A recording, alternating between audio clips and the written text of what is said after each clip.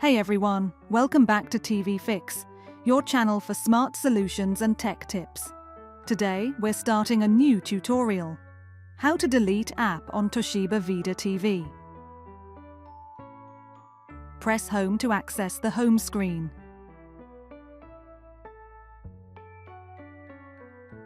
Press down.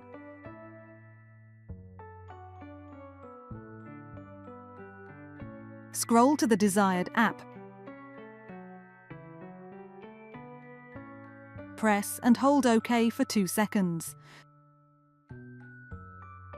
Scroll down to the bin icon.